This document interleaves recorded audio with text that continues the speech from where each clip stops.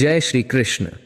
नमस्कार दोस्तों, स्वागत है आपका फिर से हमारे YouTube चैनल में। श्री कृष्ण कहते कि आपको अपनी जिंदगी में जब कभी भी बहुत बड़ी समस्याएं आ जाएं, तब भगवत गीता के यह 21 उपदेश आपको बहुत कम आएंगे। भगवान कृष्ण ने गीता में कहा है कि सिर्फ दिखावे के लिए अच्छा मत बनो। वह परमात्मा आपको बाहर से नहीं बल्कि भीतर से भी जानता है। इसलिए कोई भी बदलाव पूरी तरह से खुद के लिए होना चाहिए। आप खुश हैं या दुखी, यह दोनों आपके विचारों पर निर्भर है। खुश रहना है तो जिंदगी के फैसले अपनी परिस्थितियों को देखकर ले। दुनिया को देखकर जो फैसले लेते हैं वह दुखी ही रहते हैं। श्री कृष्ण कहते हैं कि आप किसी भी व्यक्ति के साथ उतना ही समय बिता सकते हैं जितना आपके भाग्य में है, और जिस दिन समय खत्म हो जाएगा रिश्ता भी अपने आप खत्म हो जाएगा। दोस्तों, नया नया तो सब कुछ अच्छा लगता है, लेकिन सच्ची परख तो तब होती तब वह पुराना हो जाता है। फिर चाहे वह कोई चीज हो या कोई व्यक्ति। जो व्यक्ति अपनी परेशानियां, अपनी भावनाओं और अपने दर्द को अंदर ही दबाकर रखता है, वह इंसान छोटी छोटी बातों पर बहुत जल्दी गुस्सा हो जाता है। कोई कुछ भी कहे, बस अपने आप को शांत रखो, क्योंकि सूरज की किरणें कितनी भी तेज क्यों ना हो, समुद्र सूखा नहीं करते। एक ने शिकायत की कि है मेरे ईश्वर, बड़ी मुश्किल से मैंने घोंसला बनाया था, आपने तूफान भेज दिया और मेरा घर उजड़ गया। ऊपर से आवाज आई, तेरे घोंसले में सांप आया था, तुझे खाने के लिए इसलिए तूफान भेजा था ताकि तुम जाग जाओ और उठ सको और तुम्हारी जान सुरक्षित रहे। हमारी जिंदगी में कितनी मुसीबतें आती हैं, हमें पता भी नहीं होता कि हमारा परमात्मा हमें किस तरह परेशानी से बचाता है। अगर तुम्हें लगता है कि परमात्मा तुम्हें कष्ट के पास ले आए हैं, तो भरोसा रखिए, वह तुम्हें कष्ट के पार भी ले जाएंगे। जिंदगी के हर एक समय में खुश रहो, क्योंकि यह जिंदगी है, कोई मूवी नहीं जो बार बार आएगी। जब कोई इंसान आपसे जलता है तब उसको कुछ मत कहना, क्योंकि जलने वाली चीज एक समय पे राख ही बन जाती है, फिर चाहे वो इंसान हो या फिर कोयला।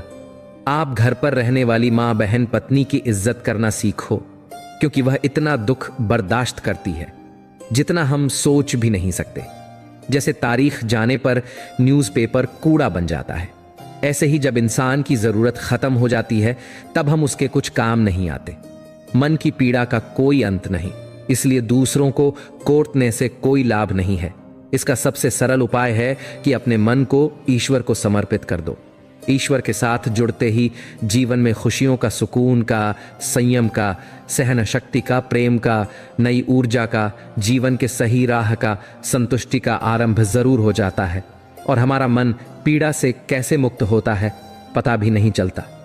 अगर प्रभु तुमसे ज्यादा इंतजार करवा रहे हैं तो तैयार रहना, वह उससे कहीं ज्यादा देने वाले हैं जितना तुमने मांगा है। जिस तरह लोग मुर्दे इंसान को कंधा देना पुण्य समझते हैं, काश इस तरह जिंदा इंसान को सहारा देना पुण्य समझने लगते तो जिंदगी आसान हो जाती। मत सोच इतना कि जिंदगी के बारे में जिसने जी दी है उसने भी तो कुछ सोचा होगा ना। आपका बीता हुआ कल भले ही कष्टों से भरा हुआ हो, पर आने वाला कल आपके हाथों में है। मन अंधा होता है, इसके पास अपना कोई ज्ञान नहीं होता। अपनी जिंदगी में किसी की सलाह भी सोच समझ कर लेनी चाहिए, क्योंकि दुर्योधन शकुनी के पास सलाह लेता था और अर्जुन श्री कृष्ण की ओर। आप समझ गए होंगे मैं क्या कहना चाहता हूं। मन कुछ नहीं जानता और ना ही सही मार्गदर्शन करता है, इसलिए आप अंधे मन की बातें मानकर जरूरी कामों को टालना बंद कीजिए। आप हमेशा अपनी बुद्धि से काम लीजिए, मन से नहीं, क्योंकि अंधा मन हमेशा आपको जरूरी कामों को करने से रोक देता है। जब आप बुद्धि के जरिए जरूरी कामों को करना शुरू कर देंगे तो धीरे धीरे आपका मन आपका मित्र बनता चला जाएगा। लेकिन अभी आपका मन आपका दुश्मन बना हुआ है, जो आपको दिनों दिन बर्बाद कर रहा है। मन से सोचे, कार्यों को मुंह से बाहर मत निकालो। अधिकतर लोग अपनी तकलीफ से दुखी नहीं हैं, जितना दूसरों की तरक्की देखकर दुखी हैं। जो लोग आपको नजदीक से नहीं जानते, उनकी बातों को दिल पर मत लगाओ। आगे बढ़ो और कुछ करके दिखाओ। जिंदगी में अच्छे लोगों की तलाश मत करो, बल्कि खुद अच्छे बन जाओ। आपसे मिलकर शायद किसी की तलाश पूरी हो जाए, लेकिन हमेशा आगे बढ़ते रहो। गुरु ने अपने शिष्यों से पूछा, क्या आप जानते हैं हमारे अंदर एक बड़ा युद्ध निरंतर चलता रहता है?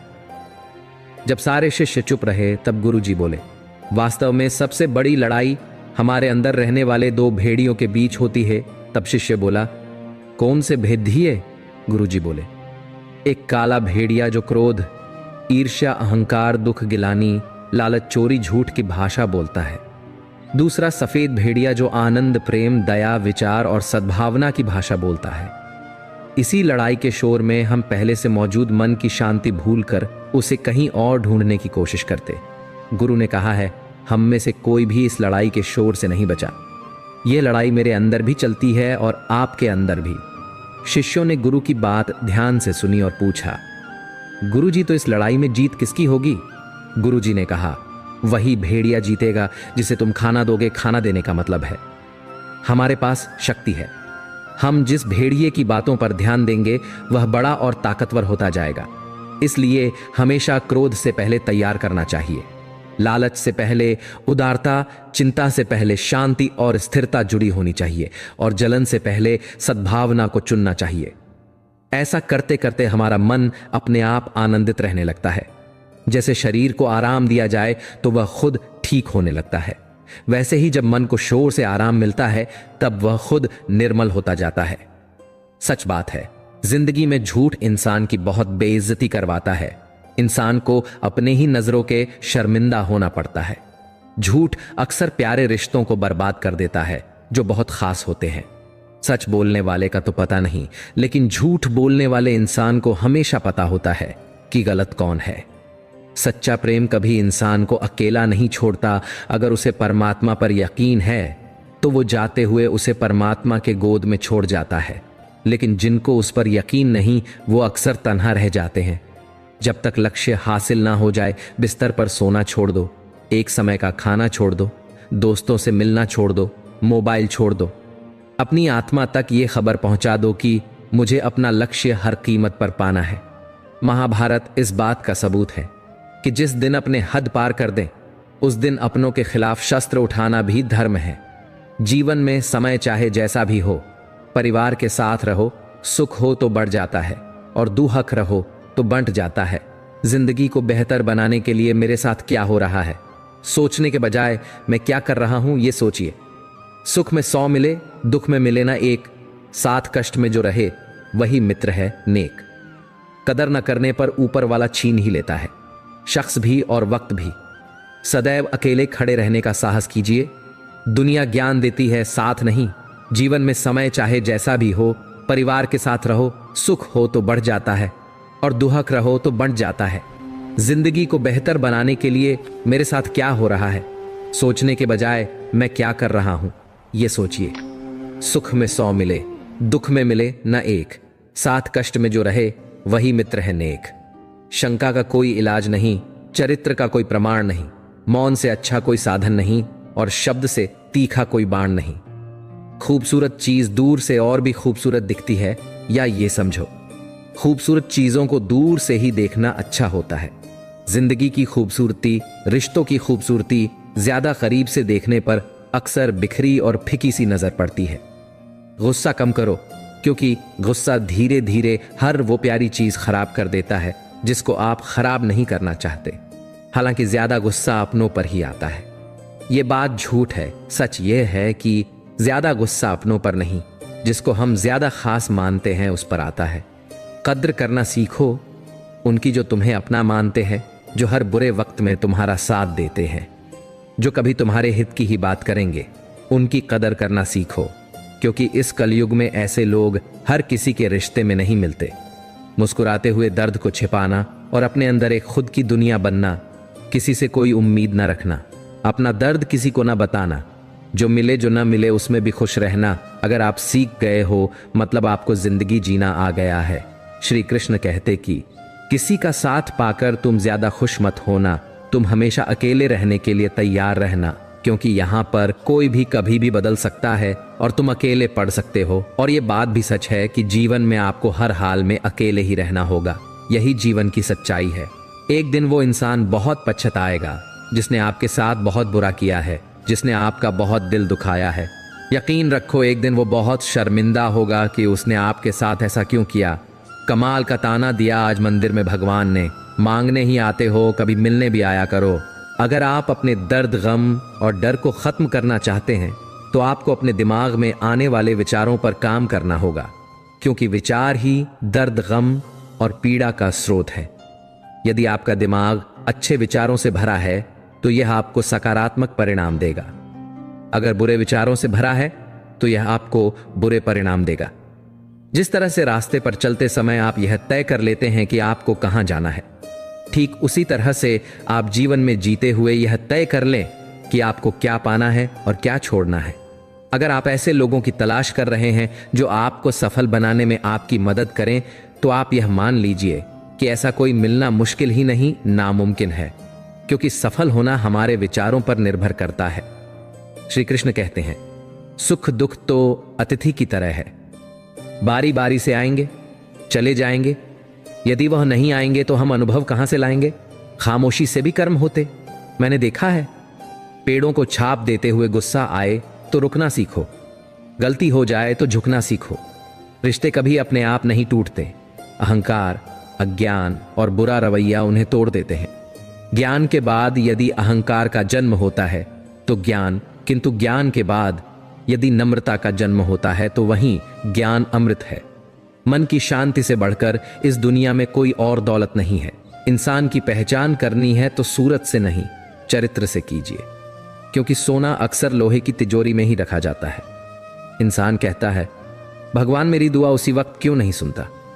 भगवान ने मुस्कुराकर कहा, मैं तेरे गुनाहों की सजा भी तो उसी वक्त नहीं देता। दुनिया की हर चीज ठोकर लगने से टूट जाती है। एक कामयाबी ही है जो ठोकर खाकर ही मिलती है। इंसान इस एक कारण से अकेला हो जाता है क्योंकि वह अपनों को छोड़ने की सलाह गैरों से लेता है। मेरे दोस्त मुझसे कहते हैं, तुम बहुत भोले हो इसलिए लोग तुम्हें लूट कर चले जाते हैं। लेकिन मैं उनसे हंसते हुए कहता हूं, मुझे लूटने वाले के तो सिर्फ 2 हाथ है, लेकिन मुझे देने वाले के 1000 हाथ है। कुछ नहीं मिलता दुनिया में मेहनत के बगैर। मेरा अपना साया भी मुझे धूप में आने के बाद मिलता है। जिंदगी उन्हीं का इम्तिहान लेती है जो बहुत ज्यादा काबिल और हुनरबाल होते हैं। इसलिए आपको जिंदगी में निराश होने के बजाय इसके साथ पूरे मन से खेलना चाहिए। तब तक जब तक आप विजेता न बन जाएं। यदि आप समय की परवाह नहीं कर रहे हैं तो यह मान लीजिए कि एक वक्त ऐसा आएगा जब समय आपकी परवाह करना छोड़ देगा। इसलिए आप अपने समय की परवाह करें और इसके साथ आगे बढ़ें। श्री कृष्ण कहते हैं कि अगर आपका सपना बड़ा होगा तो आपको हमेशा बड़ी तकलीफों का सामना करना पड़ेगा। इन तकलीफों का सामना करने के बाद जो जीत आपको मिलेगी वह भी बहुत बड़ी होगी। इसलिए आप धैर्य रखिए और अपने सपने को पूरा करने के लिए निरंतर आगे बढ़ते रहें। अगर आप सोचते हैं कि आपको सफलता आसानी से मिल जाएगी तो आप गलत हैं, क्योंकि सफलता स्मार्ट तरीके से की गई मेहनत और धैर्य रखने से मिलती है। 2 लोगों से हमेशा होशियार रहो, एक जो तुम्हें वह कमी बताएं जो तुम्हारे अंदर नहीं, और दूसरे वह जो तुम में वह गुण बताते हैं जो तुम में नहीं है। अच्छी सूरत से ज्यादा मायने अच्छा स्वभाव रखते हैं, क्योंकि सूरत उम्र के अनुसार बदल जाएगी, पर अच्छा स्वभाव आपका जिंदगी भर साथ देगा। बारिश में नहाना आसान तो है, लेकिन रोज नहाने के लिए हम बारिश के सहारे नहीं रह सकते। इस प्रकार भाग्य से कभी कभी चीजें आसानी से मिल जाती हैं, किंतु हम हमेशा भाग्य के भरोसे तो नहीं बैठ सकते। जिंदगी में कुछ नेक काम ऐसे भी करने चाहिए जिनका उस ऊपर वाले के सिवाय कोई दूसरा गवाह ना हो। जीवन मिलना भाग्य की बात है, मृत्यु होना समय की बात है, मगर मृत्यु के बाद भी लोगों के दिलों में जीवित रहना यह कर्म की बात है। जीवन समाप्त हो जाए और इच्छाएं बची रहें तो वह मृत्यु है। जीवन बचा रहे और इच्छाएं समाप्त हो जाएं तो वह मोक्ष है। अतः जीवन को नहीं, इच्छाओं को समाप्त करो। गीता का कथन है कि 3 व्यक्तियों का विनाश शीघ्र होता है, मूर्ख, अश्रद्धालु एवं अधर्मी। इनके लिए न इस लोक में, न परलोक में या फिर पाताल लोक में कहीं भी सुख नहीं है। संसार में 2 प्रकार के भक्त होते हैं। एक छोटी से छोटी समस्या में भी सीधे भगवान को याद करते हैं, यह सोचकर कि उनके सिवा किसी की शरण नहीं गहना, और दूसरे बड़ी से बड़ी समस्या में भी भगवान को याद नहीं करते, यह सोचकर कि व्यर्थ ही मेरे कारण भगवान को कष्ट होगा। भगवान को दोनों प्रिय हैं। जितना समय हम बुराइयों को छोड़ने में लगाते हैं उतना यदि अच्छाइयों को अपनाने में लगाएं तो कोई कारण नहीं कि जीवन शांति, समृद्धि और सम्मान जैसे शब्दों से कभी खाली होगा। यदि तुम भगवान के लिए कुछ करते हो तो वह कम होने पर भी अधिक फलदायी और अक्षय होता है, पर संसार के प्रति किया गया विशाल कर्म भी कम फलदायी और नश्वर होता है। गीता जी में श्री कृष्ण कहते कि जो प्रारंभ में कष्ट देकर बाद में आनंद दे वह उत्तम सुख है। जो प्रारंभ में आनंद देकर बाद में कष्ट दे वह मध्यम सुख है। जो न प्रारंभ में न अंत में आनंद दे, बस आनंद का भ्रमपूर्ण आभास मात्र कराए, वह सच्चा सुख है। पुरुष एक बैल के समान है और उसकी स्त्री चक्के के समान। दोनों के संयोग से ही गृहस्थी की गाड़ी चल सकती है। चक्र के कारण बैल को अधिक परिश्रम नहीं करना पड़ता और बैल के कारण ही चक्का गतिमान होता है। यही बात हर दंपति को समझनी चाहिए। प्रारंभ से ही हमारी महान परंपरा के 3 सिद्धांत रहे हैं: देवताओं को मान, स्त्रियों को सम्मान तथा मातृभूमि की रक्षा। हर हिंदू इस बात को अच्छे से समझ ले कि इनके बिना अस्तित्व बचाने का कोई सटीक मार्ग नहीं। पशुओं के पास अपने पूर्व जन्म के स्मरण की विशेष शक्ति होती है, जिससे कि वे पूर्वकृत कर्मों पर पश्चाताप कर सकें। मनुष्य के पास कर्म करने की विशेष शक्ति होती है, जिससे कि वह अपना उद्धार कर सके। धर्म एवं अधर्म के बीच का अंतर बड़ा सूक्ष्म होता है। अच्छे उद्देश्य से किया गया गलत कार्य भी धर्म है और गलत उद्देश्य से किया गया अच्छा कार्य भी अधर्म है। अच्छाई का महत्व बुराई से ही झात होता है। यदि अंधकार न हो तो प्रकाश की परवाह कौन करे। जहां ढकना चाहिए वहां का कपड़ा हटाकर जहां नहीं ढकना चाहिए वहां लगा देना ही फैशन कहलाता है। एक विद्वान कभी स्वयं को विद्वान नहीं मानता, वैसे ही एक मूर्ख भी स्वयं को मूर्ख नहीं मानता। अपने अंतर मन में उतर कर देखो कि तुम स्वयं को क्या मानते हो। यह कितनी विडंबना की बात है कि हर हाथी में गणेश और बंदर में हनुमान के दर्शन करने वाला मनुष्य हर नारी में सीता और हर पुरुष में राम नहीं देख पाता। यदि ऐसा हो जाए तो यह संसार शत्रु और भय से मुक्त हो जाएगा। एक ओर तुम बिना स्नान किए मंदिर में नहीं जाते, मंदिर में थूकते नहीं, मंदिर में जूते नहीं पहनते। दूसरी ओर देवताओं के नाम पर बलि की आड़ में सैकड़ों निर्दोष पशुओं की हत्या करके मंदिर को कसाई खाना बना देते हो। यदि इसके बाद भी तुम स्वर्ग जाने की बात करते तो नरक किनके लिए बना था। एक मच्छर के द्वारा भूख मिटाने के लिए दी गई हल्की सी अहानिकारक पीड़ा के बदले मनुष्य उसे मार डालता है। वही मनुष्य मात्र अपने जिह्वा की तृप्ति के लिए कई निर्दोष प्राणियों को बर्बरता से मार कर खा जाता है। इसके बाद मनुष्य ईश्वर को दोष देता है कि उसके जीवन में समस्या और असफलता क्यों है, और उत्तर न मिलने पर ईश्वर के ही अस्तित्व पर प्रश्न लगाकर फिर अपना चमड़ा बढ़ाने के लिए किसी और के चमड़े को चबाने में मग्न हो जाता है। यदि यही मनुष्यता है तो फिर राक्षस की क्या परिभाषा है। आपको कई बार जो मिलता है, क्या उसके बारे में आपको मेहनत करनी पड़ती है? कई बार जो मिला, क्या वास्तव में वो आपने अपने परिश्रम से पाया? कई बार बहुत कुछ बिना किए मिलता है, कई बार करने के बाद भी नहीं मिलता। जीवन खेती की तरह है। यहां किसान का परिश्रम ही पर्याप्त नहीं है। बीज की गुणवत्ता, खेत की उर्वरता, मौसम का हाल और फसल की सुरक्षा भी आवश्यक है। परिश्रम एवं भाग्य दोनों एक ही रथ के 2 पहिए हैं। एक के बिना दूसरा व्यर्थ है। दोनों साथ मिलकर सफलता को जन्म देते हैं। जीवन में केवल परिश्रम ही नहीं, सही समय, सही स्थान, सही दिशा और सही नियोजन भी आवश्यक है। सबसे बड़ी बात, आज का फल कल ही मिले आवश्यक नहीं, क्योंकि धान की फसल 4 महीने में तैयार होती है, जबकि गन्ने की फसल 1 साल में। आज जो आम खा रहे हैं वो 20 वर्ष पहले लगाया गया था।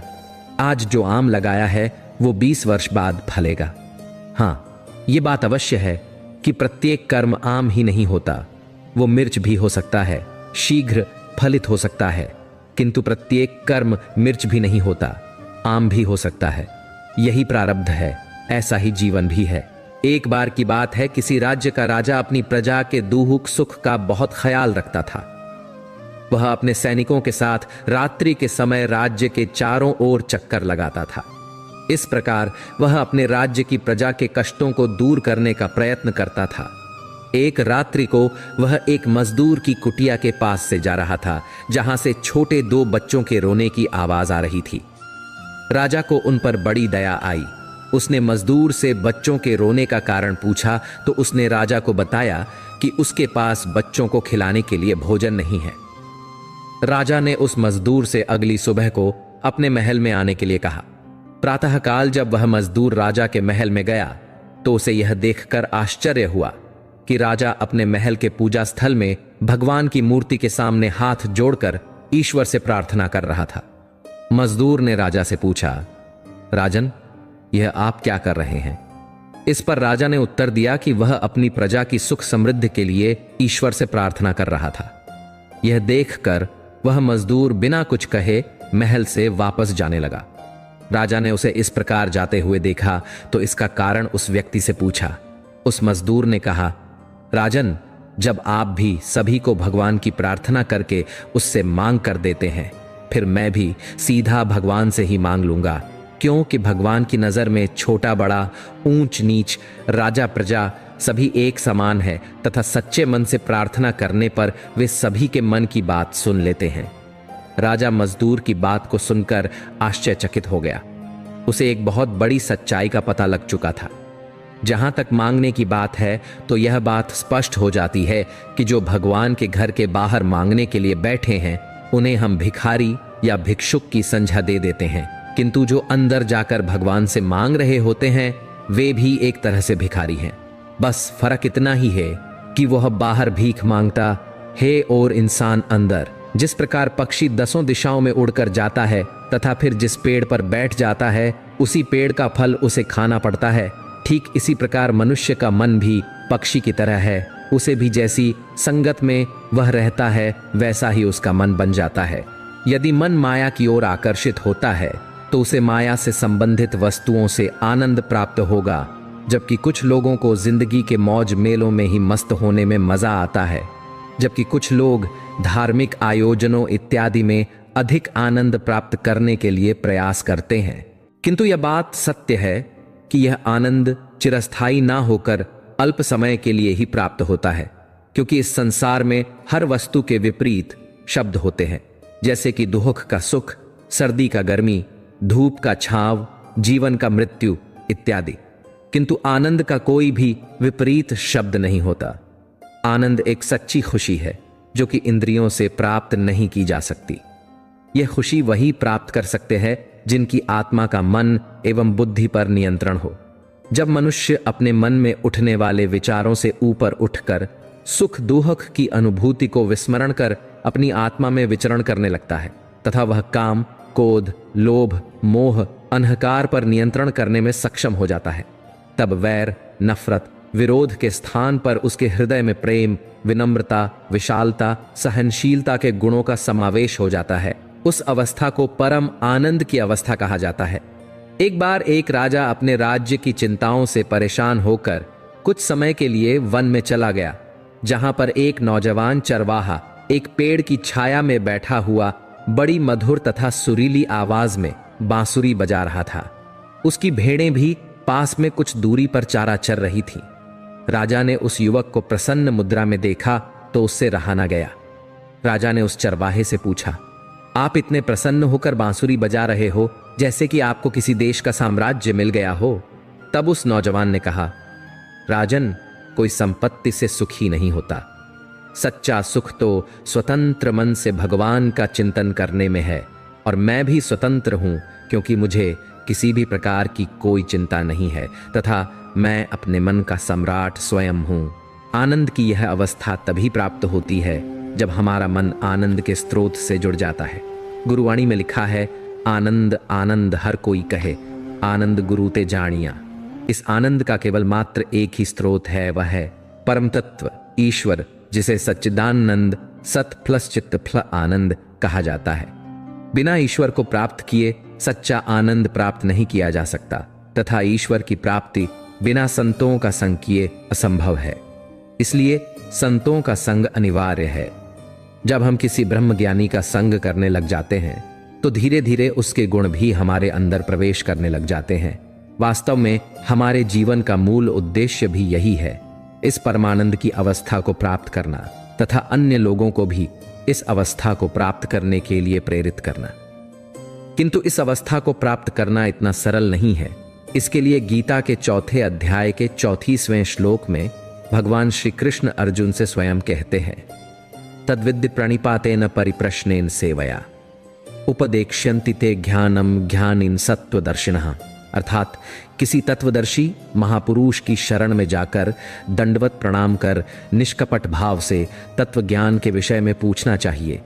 इससे प्रसन्न होकर वह तत्व ज्ञान कराएंगे, किंतु इसके लिए तत्वज्ञानी महापुरुष की खोज करना अनिवार्य है, जो कि हमारे मन में छाए हुए अज्ञान रूपी अंधकार को मिटाकर ज्ञान उजाला हमारे जीवन में भर दें। जब ब्रह्म ज्ञान की रोशनी से हमारी आत्मा रोशन हो जाती है, तब हम भ्रमों से निकलकर एक ब्रह्म में स्थित हो जाते हैं। तब हमें दुख अधिक दुख नहीं देता, खुशी अधिक खुशी नहीं देती तथा हमारी आत्मा को परमानंद की प्राप्ति हो जाती है। अतः इस परमानंद की अवस्था का मुख्य स्रोत परमात्मा ईश्वर निराकार ही है और आत्मा को परमात्मा का बोध सिर्फ समय के सद्गुरु ही करा सकते हैं। जिस प्रकार पशु पक्षी भी भोजन करते हैं, सोते हैं, डरते हैं तथा भोग क्रिया द्वारा अपनी संतति को उत्पन्न करते हैं, ठीक इसी प्रकार ये सभी क्रियाएं मनुष्य में भी समान रूप से पाई जाती है। किंतु इसके अतिरिक्त ईश्वर ने मनुष्य को बुद्धि दी है, जिसका सदुपयोग करके वह उचित अनुचित लाभ हानि इत्यादि का फैसला ले सकता है। अतः मनुष्य का यह सर्वप्रथम कर्तव्य है कि वह इस विषय पर चिंतन करे कि आखिर यह मनुष्य का शरीर उसे क्यों प्राप्त हुआ है, वह इस धरती पर क्यों आया है, उसे जीवन में क्या करना चाहिए तथा उसको किस उद्देश्य की पूर्ति के लिए परमात्मा ने मनुष्य का तन दिया है, वह कहां से आया है तथा मृत्यु के उपरांत उसे कहां पर जाना होगा। इन प्रश्नों के उत्तर उसे तभी प्राप्त होंगे यदि वह किसी ब्रह्मज्ञानी की शरण में जाए, क्योंकि वे उसे इस जीवन का मर्म समझाने में सक्षम होते हैं।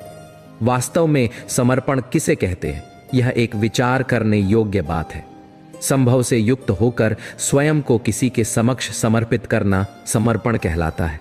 समर्पण में मनुष्य को तन मन धन के साथ साथ बुद्धि चित्त अहंकार को भी अर्पण करना पड़ता है, क्योंकि जब तक अहम का भाव मन में बना रहेगा तब तक पूर्ण रूप से समर्पण हो ही नहीं सकता। अपने आप को वैसे ही स्वीकार करें जैसे आप हैं। प्रत्येक व्यक्ति अद्वितीय है और उसकी अपनी विशेषताएं हैं। आत्म स्वीकृति से आत्मसम्मान बढ़ता है और आप खुद को बेहतर समझ पाते हैं। दूसरों की मदद करना आपके दुख को कम कर सकता है। स्वयं सेवा करने से आप महसूस करेंगे कि आपकी समस्याएं अन्य लोगों की समस्याओं के मुकाबले छोटी हैं। इससे आपको संतोष और खुशी मिलती है। जीवन साइकिल की तरह है, संतुलन बनाए रखने के लिए आपको चलते रहना होता है। हर अंधेरी रात के बाद एक उजला सवेरा होता है। यदि आप सोचते हैं कि आप कर सकते हैं या आप सोचते हैं कि आप नहीं कर सकते, दोनों ही स्थिति में आप सही हैं। समस्याएं केवल आपकी क्षमताओं को और अधिक मजबूत करने के लिए होती हैं। जीवन में असली खुशी दूसरों को खुश करने में है। अपने आप को वैसे ही स्वीकार करें जैसे आप हैं। आप अद्वितीय और विशेष हैं। अपने आप से प्रेम करें और अपनी क्षमताओं पर विश्वास करें। खुद को प्रेरित करें और अपनी आत्मा को उजागर करें। श्री कृष्ण कहते कि मनुष्य का जीवन केवल उसके कर्म पर चलता है। जैसे कर्म होते हैं वैसे ही उसका जीवन होता है। ये बात मैं आपको एक कहानी के माध्यम से समझाता हूं। एक समय की बात है, हिमालय की गोद में बसे एक छोटे से गांव में एक सज्जन पुरुष रहते थे, जिनका नाम रमेश था। रमेश एक किसान थे और अपने खेतों में कठिन परिश्रम करते थे। वे अत्यंत ईमानदार, सरल और सच्चे थे। उनका एक नियम था कि वे हर कार्य को पूरे मनोयोग से और सही तरीके से करते थे। गांव के पास एक विशाल जंगल था, जहां एक संत महात्मा निवास करते थे। वे प्रकृति के नियमों और कर्म के सिद्धांत को भली भांति समझते थे। एक दिन रमेश ने सोचा कि वे उस संत महात्मा से मिलने जाएं और उनके ज्ञान का लाभ उठाएं। वह संत महात्मा के पास पहुंचे और उन्हें प्रणाम करके पूछा, महात्मा जी, मैं जानना चाहता हूं कि जीवन में कर्म का क्या महत्व है और यह कैसे हमारे जीवन को प्रभावित करता है। संत महात्मा ने मुस्कुराते हुए कहा कि इस प्रश्न का उत्तर मैं तुम्हें एक कहानी के माध्यम से समझाऊंगा। ध्यान से सुनना। एक बार की बात है, एक राजा था जिसका नाम विक्रमादित्य था। विक्रमादित्य अपने राज्य में न्यायप्रिय और प्रजा हितैषी राजा के रूप में प्रसिद्ध थे। एक दिन उनके दरबार में एक संत आए और बोले, हे राजन, मैं आपको एक रहस्य बताना चाहता हूं। इस संसार में हर व्यक्ति अपने कर्मों के परिणाम स्वरूप ही अपने जीवन में सुख दुख का अनुभव करता है। राजा ने संत की बात ध्यान से सुनी और पूछा, महाराज, क्या आप मुझे इस सिद्धांत को समझा सकते हैं? संत ने कहा, राजन, इसके लिए आपको मेरे साथ एक यात्रा पर चलना होगा। राजा विक्रमादित्य तुरंत तैयार हो गए और संत के साथ जंगल की ओर चल पड़े। रास्ते में वे एक गांव में पहुंचे जहां उन्होंने देखा कि एक गरीब किसान बहुत कठिनाई से अपने परिवार का पालन पोषण कर रहा था। संत ने राजा से कहा, राजन, इस किसान का ध्यान रखें और देखें कि यह अपने जीवन में किस प्रकार का कर्म करता है। राजा ने देखा कि किसान दिन रात मेहनत करता है, फिर भी उसे पर्याप्त फल नहीं मिलते। राजा को यह देखकर दुख हुआ। उन्होंने संत से पूछा, महात्मा जी, इस किसान ने ऐसा कौन सा पाप किया है जो इसे इतने कष्ट सहने पड़ रहे हैं? संत ने उत्तर दिया, राजन, यह किसान अपने पिछले जन्म में एक धनी व्यक्ति था, लेकिन उसने अपने धन का दुरुपयोग किया और गरीबों की मदद नहीं की। इस जन्म में उसे अपने कर्मों का फल भुगतना पड़ रहा है। आगे बढ़ते हुए राजा और संत एक दूसरे गांव में पहुंचे। वहां उन्होंने देखा कि एक अमीर व्यापारी बहुत ऐशो आराम की जिंदगी जी रहा है। संत ने राजा से कहा, राजन, इस व्यापारी का भी ध्यान रखें और देखें कि यह अपने जीवन में किस प्रकार का कर्म करता है। राजा ने देखा कि व्यापारी बहुत ही नेक दिल और उदार है। वह हमेशा गरीबों की मदद करता है और अपने धन का सही उपयोग करता है। राजा ने संत से पूछा, महात्मा जी, इस व्यापारी ने ऐसा कौन सा पुण्य किया है जो इसे इतनी सुख संपदा मिल रही है? संत ने उत्तर दिया, राजन, इस व्यापारी ने अपने पिछले जन्म में बहुत ही सच्चे और नेक कर्म किए थे। उसने हमेशा दूसरों की मदद की और अपने धन का सही उपयोग किया। इस जन्म में उसे उसके अच्छे कर्मों का फल मिल रहा है। राजा विक्रमादित्य ने संत की बातों से बहुत कुछ सीखा। उन्होंने समझा कि जीवन में हर व्यक्ति अपने कर्मों के अनुसार ही सुख और दुख का अनुभव करता है। उन्होंने निश्चय किया कि वे अपने राज्य में इस सिद्धांत का प्रचार करेंगे और लोगों को अच्छे कर्म करने के लिए प्रेरित करेंगे। राजा ने संत को धन्यवाद दिया और वापस अपने महल लौट आए। वहां उन्होंने अपने दरबारियों और प्रजा को कर्म के महत्व के बारे में बताया। उन्होंने कहा, हम सभी को अपने कर्मों का फल भुगतना पड़ता है, इसीलिए हमें हमेशा अच्छे और नेक कर्म करने चाहिए। इससे न केवल हमारा वर्तमान जीवन सुखी होगा, बल्कि हमारा भविष्य भी उज्जवल होगा। निष्कर्ष, रमेश ने संत महात्मा की कहानी से यह सीख ली कि कर्म का सिद्धांत कितना महत्वपूर्ण है। उन्होंने निश्चय किया कि वे अपने जीवन में हमेशा सही और सच्चे कर्म करेंगे। इस प्रकार रमेश ने अपने खेतों में और भी मेहनत से काम करना शुरू किया और कुछ ही समय में उनके खेतों में भरपूर फसल उगने लगी। उनका जीवन सुखी और समृद्ध हो गया। यह कहानी हमें यह सिखाती है कि कर्म का सिद्धांत अटल है। हमें अपने कर्मों का फल अवश्य मिलता है, चाहे वह अच्छा हो या बुरा। इसलिए हमें हमेशा सही और अच्छे कर्म करने चाहिए ताकि हमारा जीवन और भविष्य दोनों सुखमय हो। उम्मीद है आपको इस वीडियो से बहुत कुछ सीखने को मिला। दोस्तों, वीडियो अच्छा लगा हो तो वीडियो को लाइक, शेयर और सब्सक्राइब जरूर कीजिए और कमेंट में जय श्री कृष्ण लिख दीजिए।